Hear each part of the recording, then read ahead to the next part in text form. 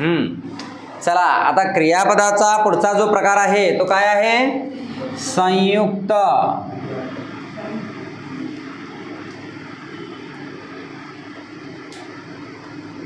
संयुक्त क्रियापद. आला लक्षात? बरं, नावाप्रमाणेच तो क्रियापद आहे. बरं, संयुक्त म्हणजे दोन क्रियापद मिळून. संयुक्त म्हणजेच काय की दोन क्रियापद मिळून तयार होणारा.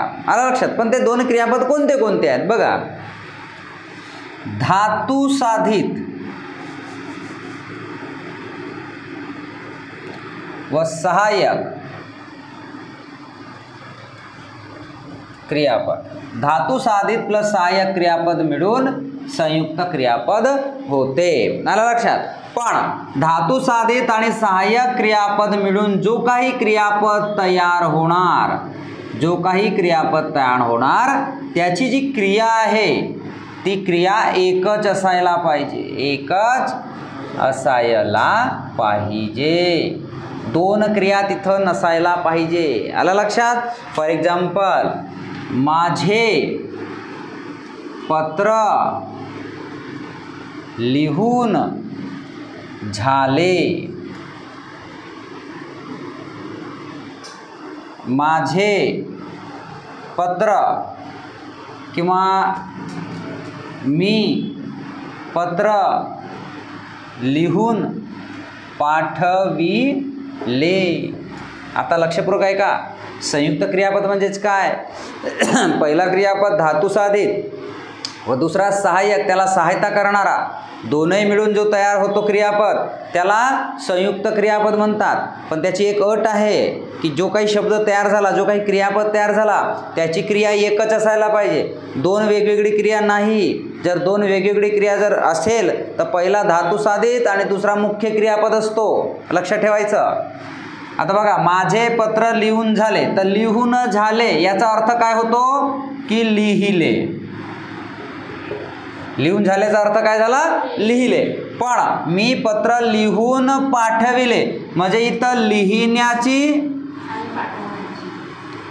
आणि पाठवण्याची अशी दोन क्रिया होत आहेत इथं. आलं लक्षात? मग लिहून पाठविले हा संयुक्त क्रियापद नाही, लिहून झाले हा संयुक्त क्रियापद आहे. आलं लक्षात? मग हा इथं लिहून हा धातू साधित आहे आणि पाठविले हा मुख्य क्रियापद आहे. आलं लक्षात? हे समजून घ्यायचं. जसं बाळाने लाडू नाही, बाळाचे लाडू खाऊन झाले. बाळाचे लाडू खाऊन झाले, तर खाऊन झाले, तर खाऊन झाले कोणता क्रियापद? संयुक्त क्रियापद. आलं लक्षात? पण बाळ तो लाडू खाऊन जा, तर खाऊन जा म्हणजे खाण्याची आणि जाण्याची हे दोन क्रिया होत आहे.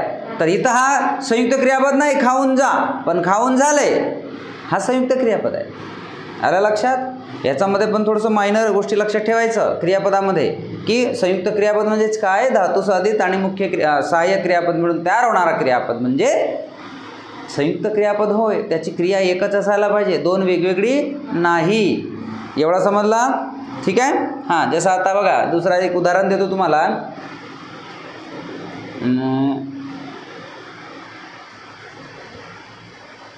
शिक्षकाने पत्र लिहून ठेवले.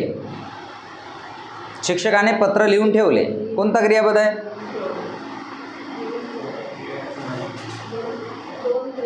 दोन क्रियापद आहे, लिहिण्याची आणि ठेवण्याची. पण शिक्षकाचे पत्र लिहून झाले हा संयुक्त क्रियापद आहे. आलं लक्षात? Point to be clear. ह्या छोट्या छोट्या गोष्टी तुमच्या लक्षात असायला पाहिजे. आलं लक्षात? कारण ह्या ज्या मायनरच्या गोष्टी आहेत ना, ह्या जर तुमच्या लक्षात असतील तेव्हाच प्रत्येक प्रश्न तुमचा सॉल्व होईल.